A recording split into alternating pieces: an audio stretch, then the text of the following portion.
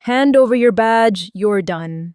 Those words echoed through the sterile security office at Meridian Defense Contractors as I stood facing Security Chief Patricia Coleman.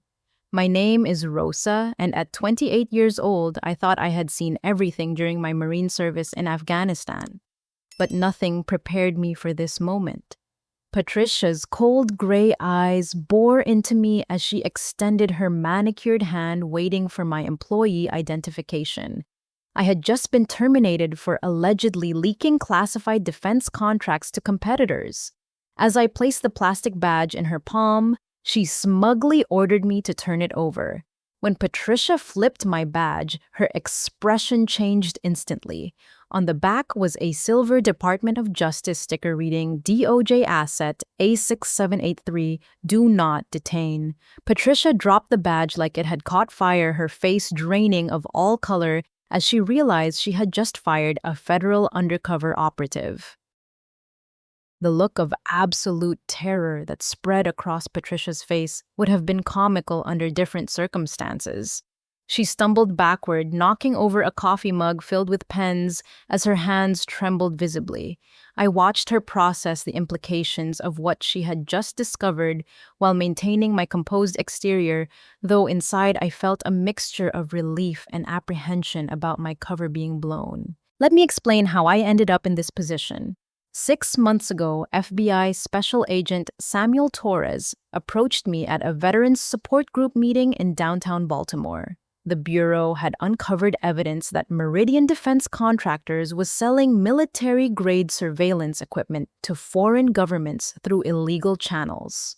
They needed someone with my background to infiltrate the company and gather intelligence about the smuggling operation. My Marine Corps service record made me the perfect candidate for this assignment. I had served 3 tours in Afghanistan as a military intelligence specialist, and my expertise in electronic surveillance systems gave me the technical knowledge needed to understand Meridian's products.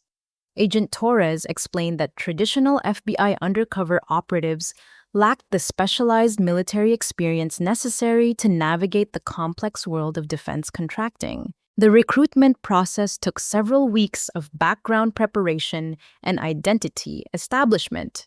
The Bureau created an entire professional history for me, complete with employment records, security clearances, and personal references.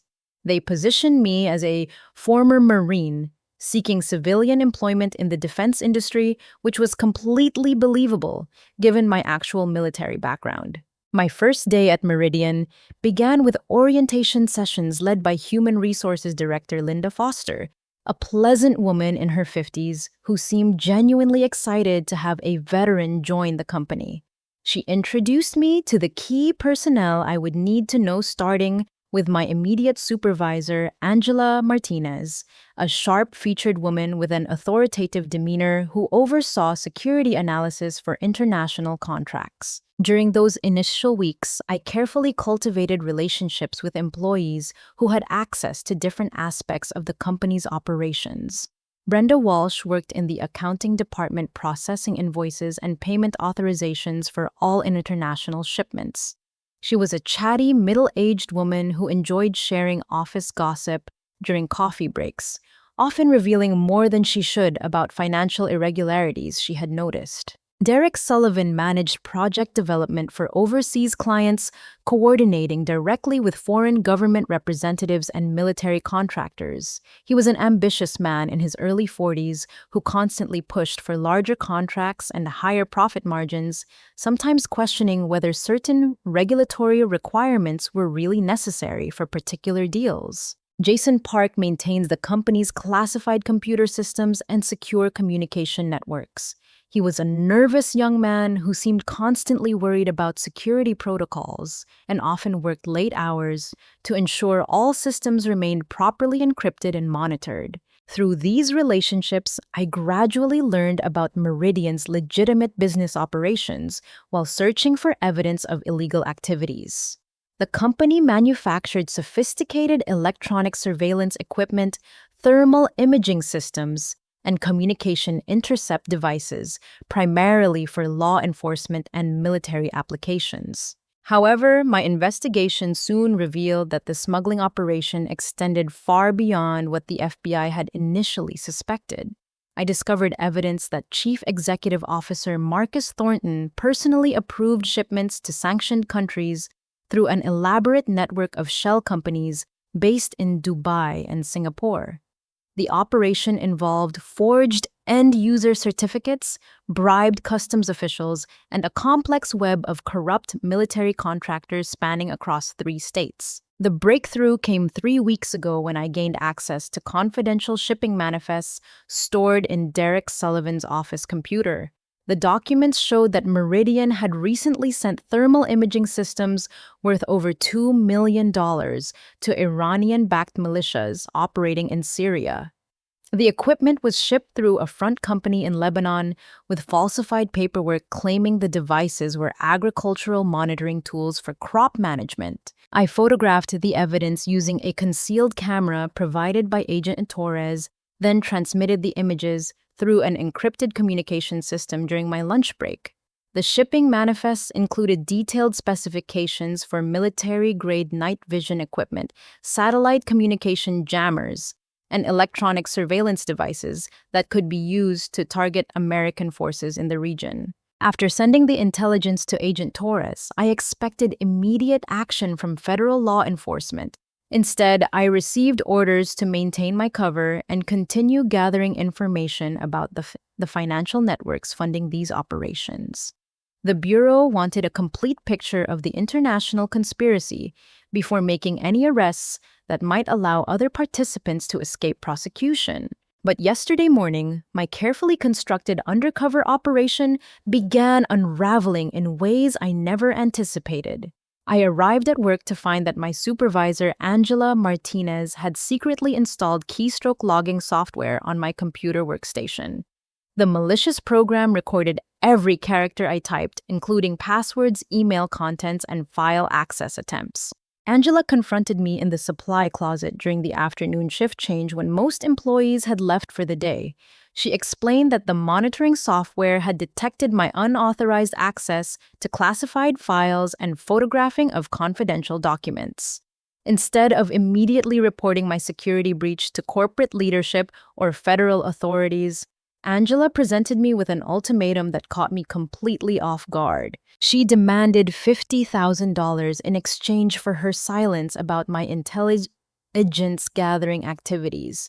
Angela claimed she needed the money to resolve personal financial problems and threatened to expose my undercover operation to both company executives and the foreign agents I was investigating if I refused to comply with her demands.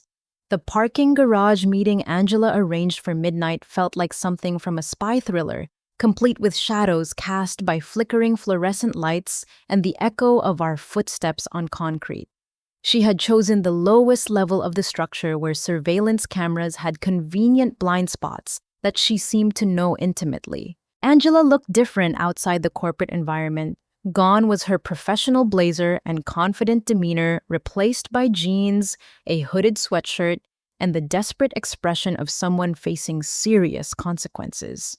She chain-smoked cigarettes while explaining her situation, her hands shaking noticeably as she brought each one to her lips. Her gambling addiction had started innocently enough with weekend trips to Atlantic City, but had spiraled into online poker games that consumed her evenings and weekends. She had accumulated debts totaling over $200,000 to loan sharks operating out of Las Vegas casinos who were demanding immediate payment with interest rates that compounded daily. Angela revealed that her financial desperation had led her to compromise national security long before she discovered my undercover activities. She had been selling company secrets for the past 8 months, photographing classified technology specifications and selling them to Chinese intelligence operatives who paid through cryptocurrency transactions that were difficult for authorities to trace. She showed me images on her smartphone of classified radar prototypes that she had secretly documented during her access to secure development laboratories. The photographs included detailed technical drawings for next-generation missile guidance systems, stealth aircraft components, and satellite communication equipment worth hundreds of millions of dollars on the international black market. Angela had recruited other employees into her espionage network, including maintenance supervisor Carlos Rodriguez, who provided after-hours access to secured areas of the facility. Carlos had financial problems of his own, supporting a large, extended family while struggling with medical bills from his wife's cancer treatment, making him vulnerable to Angela's recruitment efforts. But Angela's demands went beyond simple blackmail for her silence. She wanted me to use my security clearance to access the most highly classified projects at Meridian, specifically something called Project Nighthawk, that she described as a revolutionary drone targeting system worth millions to foreign intelligence services. Project Nighthawk represented the cutting edge of autonomous weapons technology, combining artificial intelligence with precision targeting capabilities that could identify and eliminate specific targets without human intervention. The system was being developed under contract with the Pentagon, with prototypes scheduled for field testing in combat zones within the next 6 months. Angela gave me exactly 48 hours to deliver the complete technical specifications for Project Nighthawk, along with manufacturing details and deployment protocols. She threatened that any attempt to contact my FBI handlers or delay compliance with her demands would result in immediate exposure to both corporate security and the Chinese operatives who had been funding her activities. The situation placed me in an impossible position between my federal law enforcement mission and Angela's escalating blackmail scheme. Contacting Agent Torres would risk exposing not only my own investigation, but potentially endangering other undercover operatives working similar cases throughout the defense industry. However, refusing Angela's demands would certainly blow my cover and destroy months of careful intelligence gathering about the international smuggling network. Worse, it would alert the smugglers that federal authorities were investigating their operations, allowing them to destroy evidence and escape prosecution. As our midnight meeting continued, Angela revealed information that made my blood run cold. She knew about Agent Torres and had been feeding details about the FBI investigation directly to Chief Executive Officer Marcus Thornton. The entire company leadership was aware that federal authorities were conducting an undercover operation against them. Angela explained that Thornton and his associates had been using my investigation to their advantage, feeding false information back to the Bureau while continuing their illegal activities with full knowledge of federal surveillance. They had identified my true purpose within days of my employment and had carefully manipulated my access to evidence and intelligence sources. The revelation meant that everything I had discovered and reported to Agent Torres over the past 6 months had been orchestrated by the smugglers themselves. They had allowed me to find certain evidence while concealing their most sensitive operations, essentially turning my investigation into a disinformation campaign that protected their core activities. Angela lit another cigarette as she delivered the final devastating blow to my investigation. She revealed that Meridian had a highly placed informant inside the FBI field office who had been providing advance warning about federal raids and investigations. This explained why previous Bureau operations against defense contractors had consistently failed to produce significant arrests or convictions. The corrupt FBI insider had been receiving substantial payments through offshore bank accounts, allowing the smugglers to stay ahead of law enforcement efforts while continuing to sell classified military technology to America's enemies. Angela suggested that my own handler might be compromised, though she claimed not to know Agent Torres' specific role in the conspiracy. As I drove home from the garage meeting, my mind raced through the implications of everything Angela had revealed. My carefully planned investigation had been compromised from the beginning, and I was now trapped between competing criminal organizations that each wanted to use me for their own purposes. The drive back to my apartment gave me time to process the devastating reality that my entire 6-month investigation had been orchestrated by the very criminals I was supposed to catch. Every conversation, every document I had accessed, Every relationship I had cultivated had been carefully managed to feed false information back to federal authorities. I reviewed each interaction with Chief Executive Officer Marcus Thornton during company meetings and social events, now understanding that his seemingly casual questions about my military background and current responsibilities were actually intelligence-gathering operations. His friendly demeanor and apparent respect for my service had masked a systematic effort to understand the scope of federal investigations. The most disturbing realization was how certain pieces of evidence had mysteriously disappeared from company computer systems just hours after I had documented and photographed them. File deletion logs that I had attributed to routine security protocols were actually coordinated efforts to remove incriminating information before it could reach federal investigators. Angela had provided me with additional details about the company's internal security measures during our parking garage meeting. She explained that advanced monitoring software tracked every keystroke, mouse click, and file access by employees with security clearances, creating detailed logs that were reviewed by counterintelligence specialists. These specialists were not concerned with protecting company secrets from foreign espionage, but rather with identifying and managing federal undercover operatives who might be gathering evidence for prosecution. They had developed sophisticated techniques for feeding false information to investigators while concealing their most sensitive criminal activities. The scope of corruption extended far beyond Meridian Defense Contractors into multiple federal agencies and international intelligence services.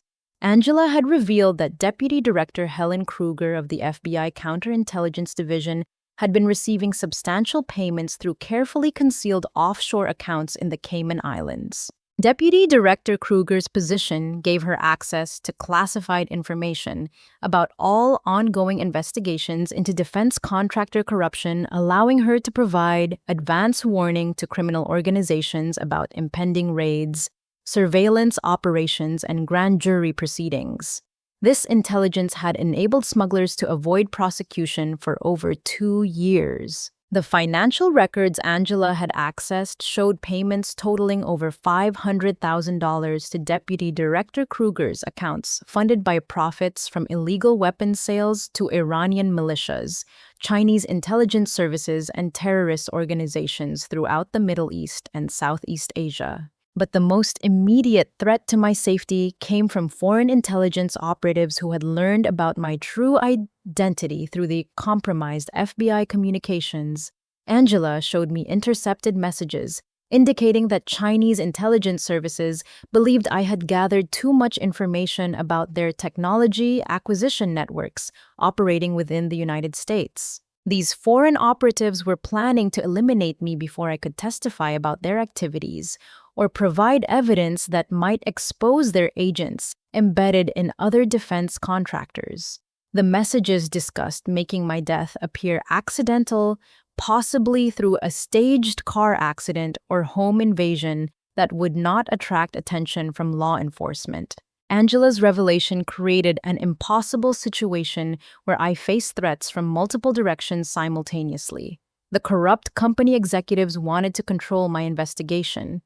Angela's blackmail scheme demanded my cooperation in further espionage activities, and foreign intelligence agents were actively planning my assassination. I realized that my Marine Corps training in asymmetric warfare and survival techniques might be my only advantages in this complex web of competing criminal interests. The skills I had developed during combat operations in Afghanistan would be essential for developing an extraction strategy that could preserve the evidence I had gathered while ensuring my personal survival. My apartment building's security was minimal, making it vulnerable to surveillance and infiltration by hostile operatives. I began implementing basic counterintelligence measures, varying my daily routines, checking for tracking devices on my vehicle, and establishing emergency communication protocols with trusted contacts outside the compromised federal agencies. The discovery that Meridian's annual board meeting was scheduled for the following week presented both an opportunity and a significant risk. Chief Executive Officer Marcus Thornton planned to announce a major expansion of international sales operations during the meeting, which would bring together all the key players in the corruption network. This gathering would include corrupt federal officials, foreign intelligence operatives, and criminal business executives in a single location where they might speak freely about their activities. Recording their conversations could provide the evidence needed to expose the entire conspiracy, but infiltrating the meeting would require careful planning and significant personal risk. As I considered my options for the board meeting, Angela contacted me again with urgent information about accelerated timelines for the blackmail demands. She explained that the Chinese operatives were pressuring her to deliver the Project Nighthawk specifications immediately, rather than waiting for the original 48-hour deadline. The foreign agents had discovered that federal authorities were preparing to raid several defense contractors simultaneously, and they wanted to acquire the drone targeting technology before their operations were disrupted by law enforcement actions. This meant I had less than 24 hours to either comply with Angela's demands or find an alternative solution. That evening, as I sat in my apartment reviewing everything I knew about the conspiracy, I heard footsteps in the hallway outside my door, followed by a soft knock that seemed both familiar and ominous. Through the peephole, I saw Agent Samuel Torres standing in the corridor, but something about his posture and expression seemed different from our previous meetings. Agent Torres entered my apartment and immediately began scanning for surveillance equipment using a handheld electronic device to check for listening devices or hidden cameras. His behavior struck me as unusual, since our previous meetings had always followed established protocols for secure communication. As he completed his security sweep, Agent Torres turned to face me with an expression that sent chills down my spine. He explained that he was not there to extract me from the dangerous situation or provide backup support for continuing the investigation. Instead, he had come to eliminate me as a threat to the criminal organization that had been paying him substantial sums for classified information. The revelation that my FBI handler had been working with the corrupt executives throughout my entire investigation represented the ultimate betrayal of everything I had believed about federal law enforcement and national security. Agent Torres calmly explained that the entire FBI task force investigating defense contractor corruption had been compromised from its inception.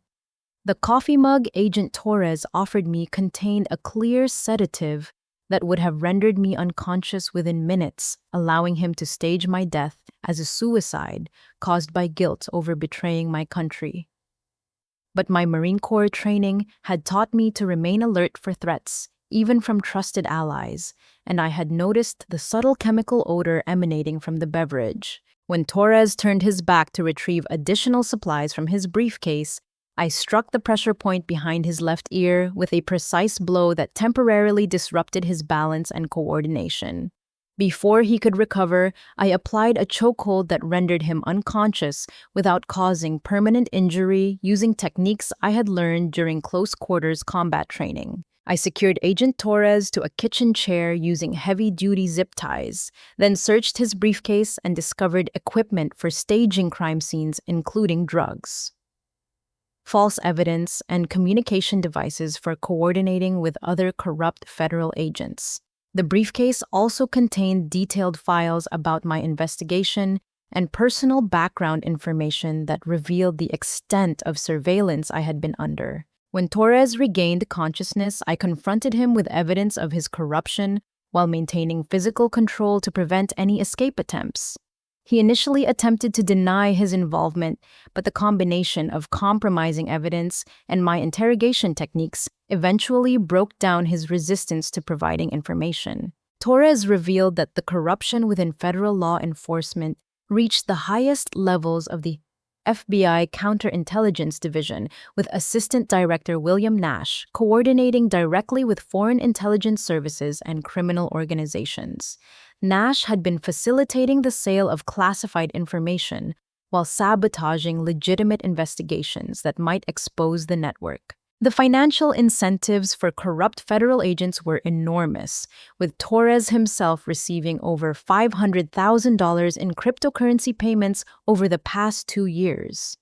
These payments were funded by profits from illegal weapons sales, with each successful smuggling operation generating millions of dollars that could be shared among the network participants. Torres provided detailed information about the locations of safe houses used by corrupt agents, communication protocols for coordinating with foreign handlers, and bank account information for other federal employees who had been compromised by the criminal organization. This intelligence would be crucial for identifying and prosecuting the entire network. Using Torres's FBI credentials and communication equipment, I gained access to classified databases that revealed the full scope of the conspiracy within federal law enforcement. The network included over 20 agents across multiple departments, including the Drug Enforcement Administration, Customs and Border Protection, and the Defense Intelligence Agency. Each corrupt agent had specific responsibilities within the criminal organization, from providing advance warning about raids to facilitating the movement of illegal shipments through customs checkpoints. The level of coordination required sophisticated planning and communication systems that had operated undetected for several years. I contacted retired Marine Colonel Jennifer Hayes, who had been my commanding officer during my final deployment in Afghanistan and now worked as an inspector general for the Pentagon. Colonel Hayes had maintained her security clearances and had access to honest investigators outside the compromised FBI field office. Colonel Hayes immediately understood the gravity of the situation and agreed to serve as my new handler for exposing the conspiracy. She provided secure communication channels that bypassed potentially compromised FBI systems, connecting me directly with Defense Intelligence Agency investigators who specialized in counterintelligence operations. Working with Colonel Hayes, I developed a comprehensive plan for simultaneously exposing the corporate corruption, the FBI informant network, and the foreign intelligence operation that had been compromising American national security. The plan required precise timing and coordination to prevent any participants from escaping or destroying evidence. The strategy involved using the upcoming board meeting at Meridian as an opportunity to record conversations between the key conspirators while federal agents positioned themselves to make simultaneous arrests. This would require me to maintain my cover long enough to attend the meeting, while secretly coordinating with honest law enforcement officials. Colonel Hayes provided advanced surveillance equipment that could not be detected by standard security sweeps, including miniaturized recording devices and communication systems that operated on frequencies not monitored by the criminal organization. This technology would allow me to gather irrefutable evidence of the conspiracy. However, as I prepared for the final phase of my investigation, Angela Martinez contacted me with information that completely changed my understanding of her role in the conspiracy. She explained that her gambling addiction and financial desperation were elaborate cover stories designed to conceal her true identity as an undercover Homeland Security agent. Angela revealed that she had been conducting her own investigation into the spy ring for over 8 months, using the blackmail scheme to gain access to the highest levels of the criminal organization. Her apparent cooperation with Chinese intelligence operatives was actually part of a sophisticated counterintelligence operation designed to identify and neutralize foreign agents. The discovery that Angela was an ally rather than an adversary transformed our situation from one of competing interests to a coordinated effort between multiple federal agencies. She had been gathering evidence about the financial transactions funding the spy ring, documenting over $50 million in illegal payments to corrupt officials and foreign operatives. Angela's Homeland Security investigation had been operating independently from the compromised FBI task force, which explained why she had maintained operational security despite the presence of corrupt agents like Torres.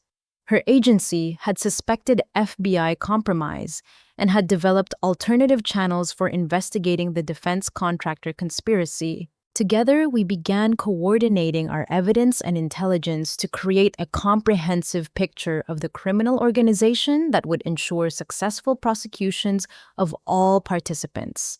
The combination of my corporate infiltration and Angela's financial investigation provided the foundation for dismantling the entire network.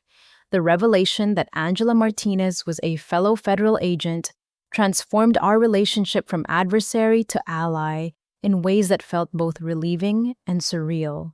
We spent the next several hours in my apartment sharing intelligence and coordinating our investigations while Agent Torres remained restrained and under guard. Angela's Homeland Security credentials provided access to financial intelligence databases that had been crucial for tracking the money flows funding the spy ring.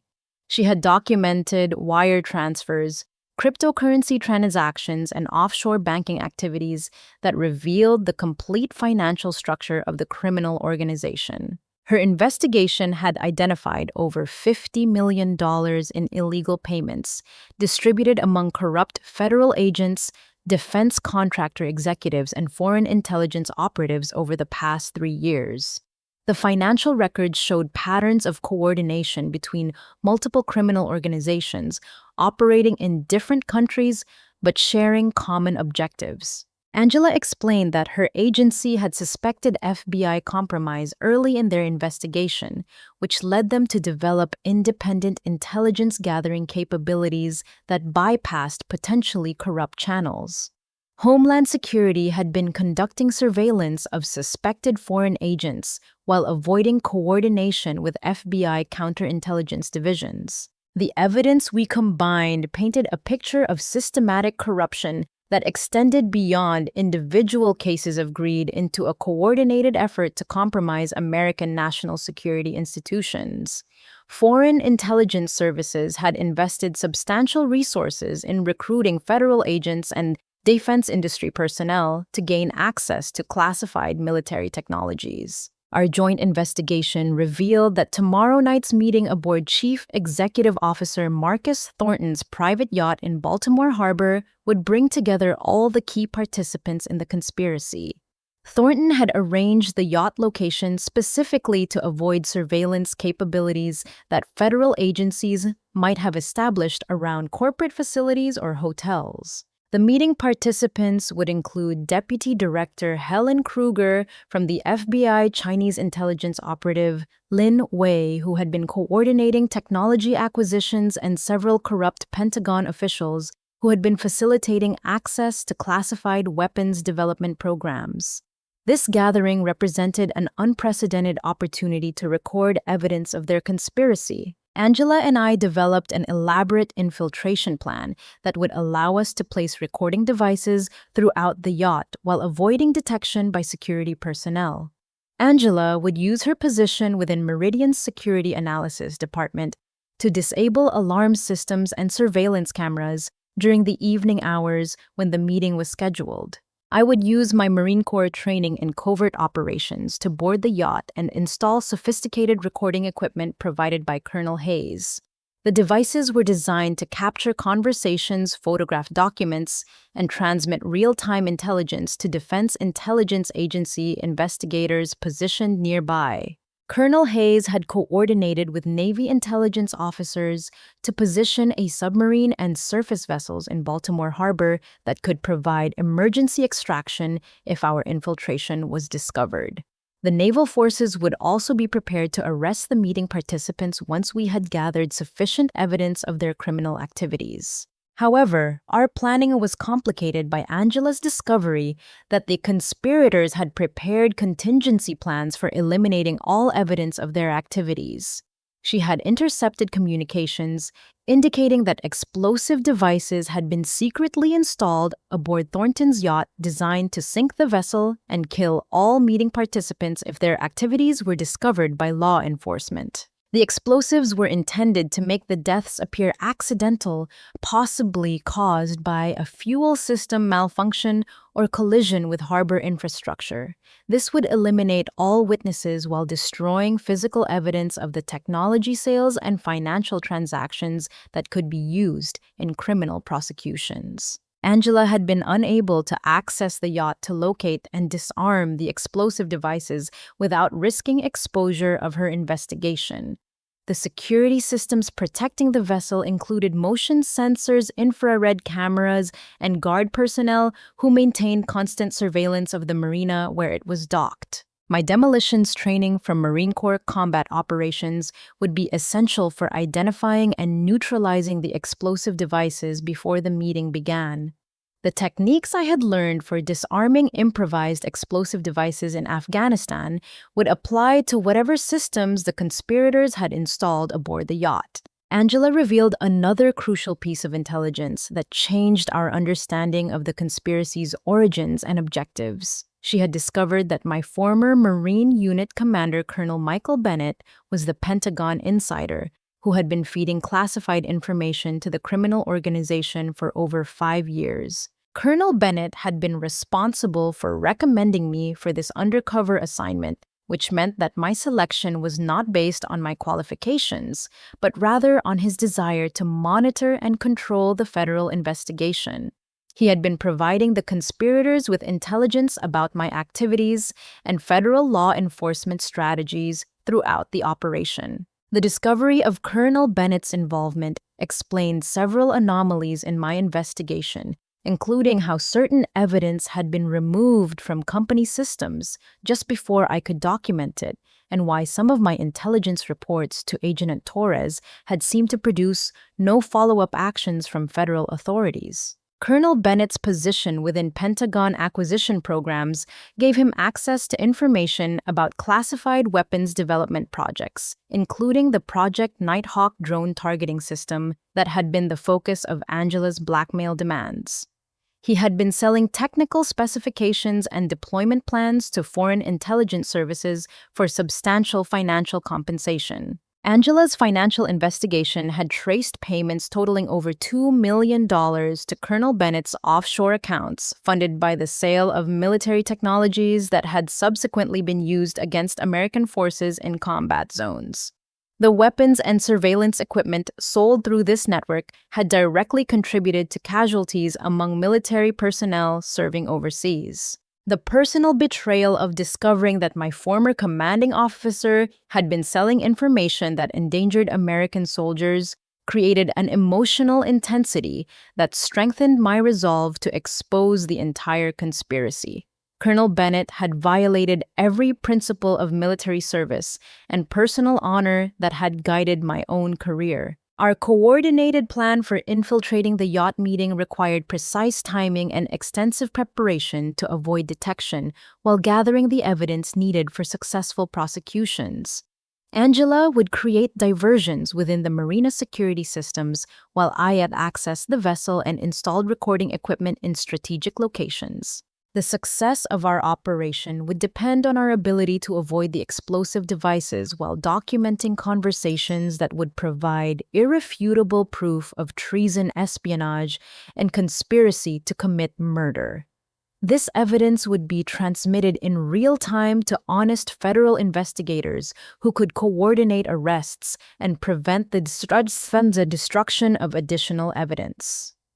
The Baltimore Harbor Marina at 11:30 that night was shrouded in fog that provided perfect cover for our infiltration operation.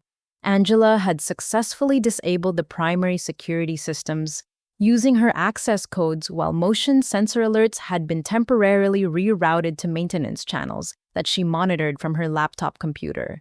Colonel Hayes had provided me with advanced night vision equipment and communication devices that allowed constant coordination with the Defense Intelligence Agency surveillance team positioned aboard a nearby Coast Guard cutter. The naval forces were prepared to intervene immediately if our operation was discovered or if the conspirators attempted to activate their explosive devices. Thornton's yacht was a magnificent 120-foot vessel equipped with sophisticated conference facilities and counter-surveillance equipment designed to prevent electronic eavesdropping.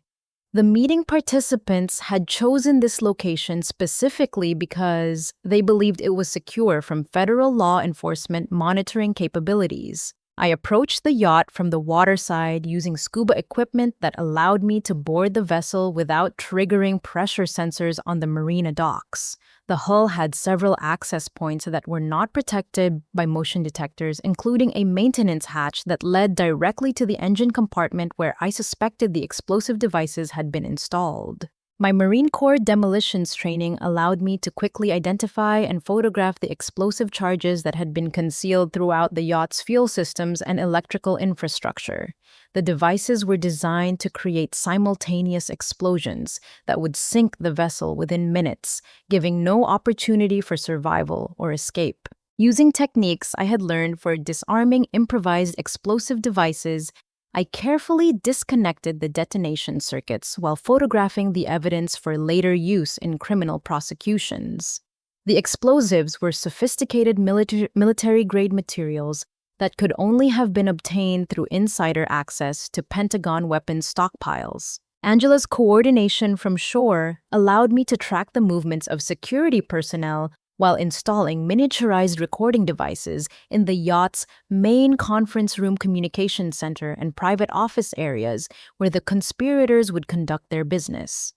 The devices were virtually undetectable and could transmit conversations directly to federal investigators. At exactly midnight, the meeting participants began arriving via private vehicles and helicopter transport.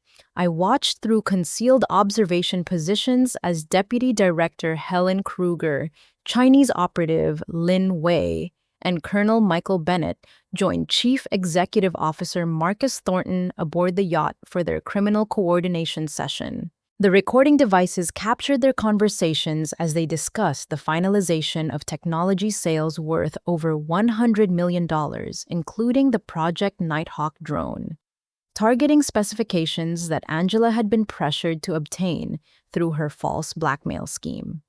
The participants spoke openly about their criminal activities, believing their location provided complete security from surveillance. Deputy Director Kruger revealed the extent of FBI corruption during her portion of the meeting, explaining how she had been sabotaging federal investigations while providing advance warning about law enforcement operations to protect the criminal network. Her information had allowed smugglers to avoid prosecution for several years while continuing their illegal activities. Chinese operative Lin Wei discussed plans for distributing the stolen military technologies to intelligence services in Iran, North Korea, and terrorist organizations throughout the Middle East. He explained that the weapon systems would be reverse-engineered and produced in quantities that could significantly threaten American military superiority in future conflicts. Colonel Bennett provided detailed briefings about Pentagon security protocols and upcoming weapons development programs that would be vulnerable to infiltration by foreign agents. His information included personnel assignments, security clearance procedures, and classified project timelines that would facilitate future espionage operations. The conspirators began transferring $50 million in cryptocurrency while finalizing arrangements for eliminating all evidence of their activities, including plans to murder several federal agents who had begun asking inconvenient questions about the defense contractor investigations. Their casual discussion of assassination plans demonstrated the ruthless nature of their criminal organization. Chief Executive Officer Marcus Thornton coordinated the meeting while expressing satisfaction about the profits generated by selling classified American military technologies to enemy nations. He discussed expansion plans that would involve recruiting additional federal agents and defense industry personnel to broaden their access to sensitive information. During the meeting, the participants revealed information about specific incidents where American soldiers had died because their equipment had been compromised by technology sales to enemy forces.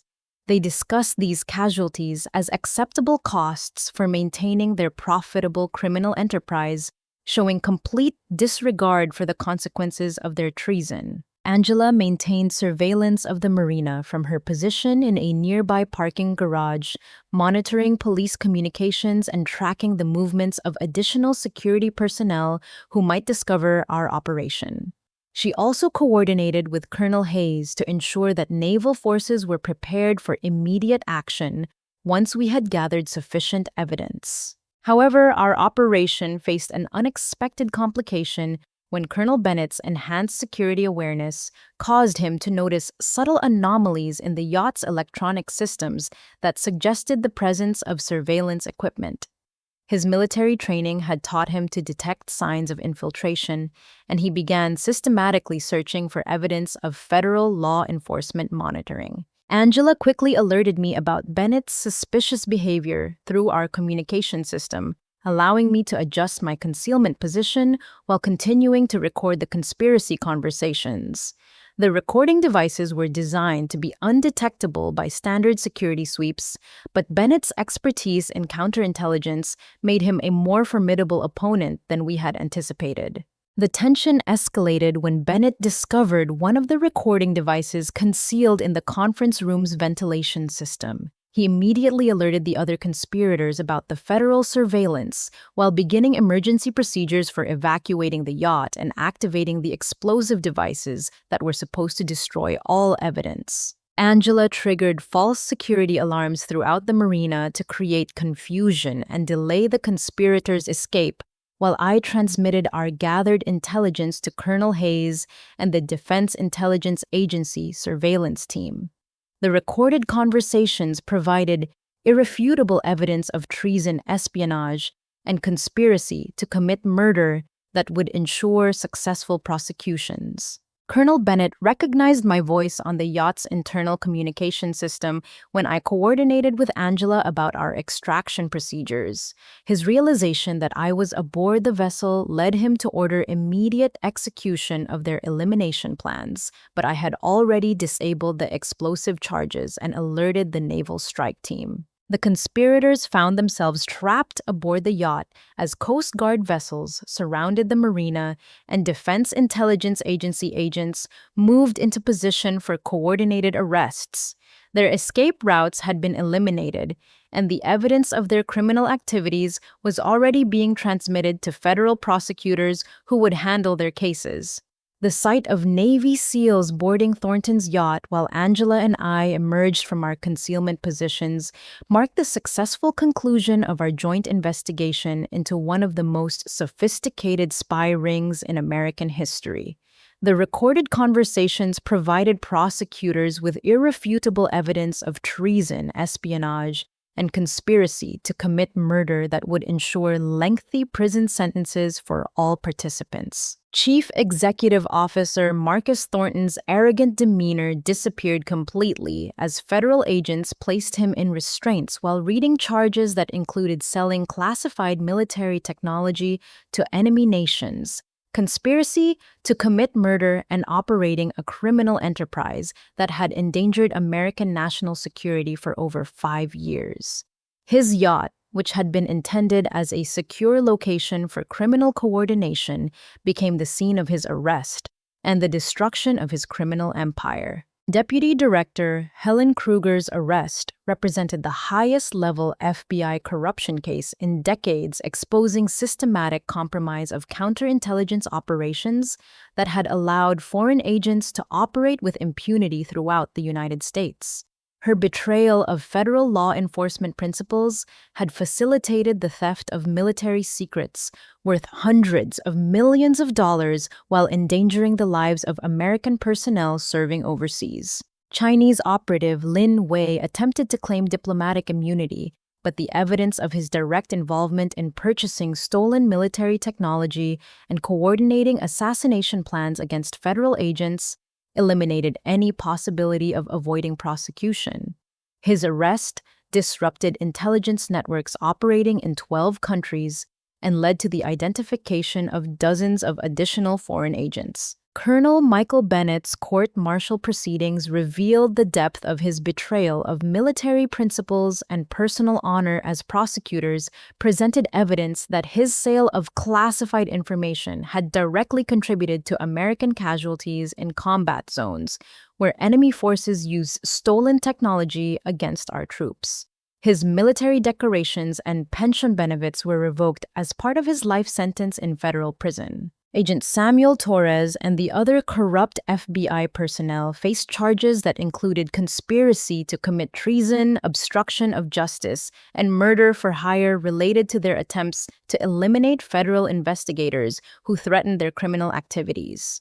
The scope of their corruption required a complete restructuring of FBI counterintelligence operations to prevent similar compromises in the future. Angela's Homeland Security investigation received recognition from the highest levels of federal law enforcement, as her financial intelligence had been crucial for identifying and prosecuting the international money laundering networks that funded the spy ring.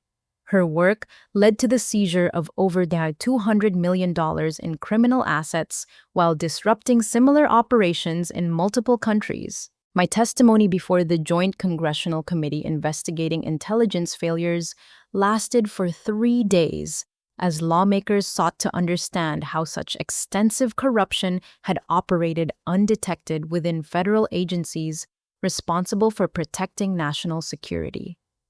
The hearing led to new oversight procedures and security protocols designed to prevent similar infiltration of law enforcement organizations. The congressional investigation revealed that the spy ring had sold technology contributing to American casualties in overseas operations, including communication jamming equipment used against military patrols and surveillance systems that allowed enemy forces to track and target our personnel.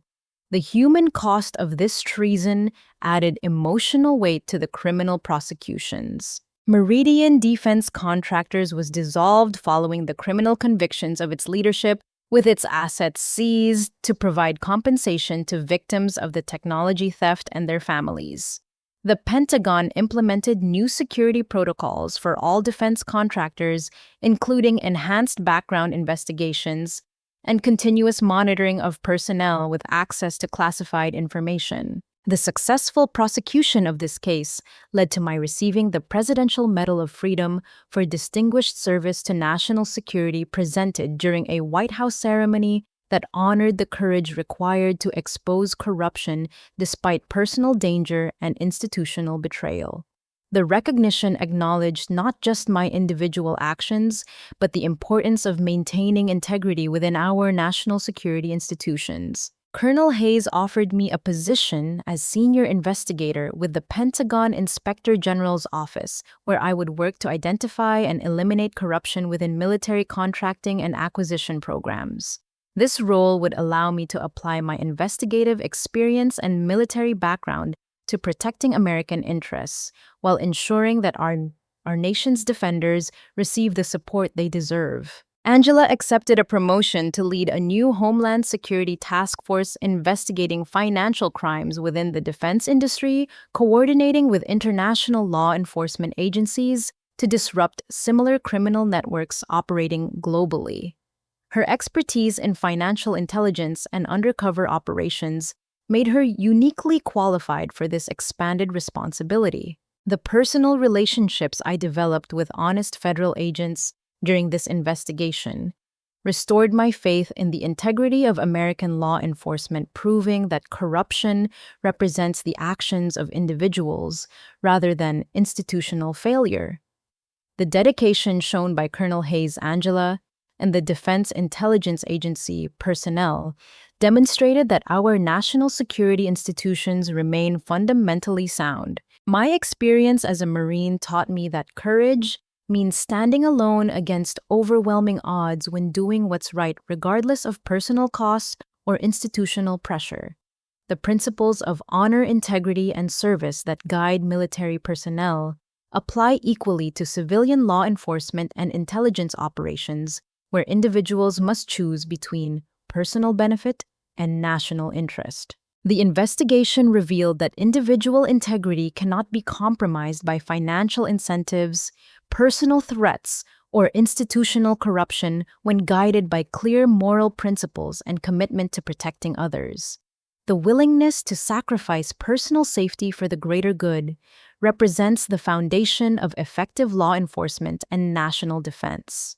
The successful exposure of this spy ring demonstrated that truth ultimately prevails over deception when dedicated individuals refuse to accept corruption as inevitable or unchangeable. The investigation required persistence, courage, and coordination among honest personnel who maintained their commitment to justice despite significant personal and professional risks. My new role with the Pentagon Inspector General provides opportunities to prevent similar corruption while ensuring that military personnel receive the support and protection they deserve from defense contractors and federal agencies. The work honors the memory of soldiers whose lives were lost due to compromised equipment while protecting future generations from similar betrayals. The transformation of my relationship with Angela from adversary to ally illustrated how initial appearances can be deceiving in complex investigations where multiple agencies operate with different objectives and security concerns. Trust must be earned through actions rather than assumed based on positions or credentials, particularly in environments where corruption has compromised institutional relationships. This experience taught me that protecting American national security requires constant vigilance against both external threats and internal corruption that can be more damaging than foreign espionage because it undermines the integrity of our defensive institutions. The price of freedom includes the responsibility to maintain the ethical standards that distinguish democratic societies from authoritarian alternatives. Have you ever found yourself in a situation where you had to choose between personal safety and doing what was right even when it seemed like everyone around you was compromised? I'd love to hear your thoughts about standing up for principles when the cost seems overwhelming. If this story resonated with you, please hit that like button to show your support for those who serve our country with integrity. Don't forget to subscribe for more stories about courage, justice, and the triumph of truth over corruption. Share this story with friends and family who understand the importance of protecting the values that make America strong. Thank you for listening to my journey from betrayal to justice, and I hope it inspires you to never give up fighting for what's right, no matter how difficult the path may seem.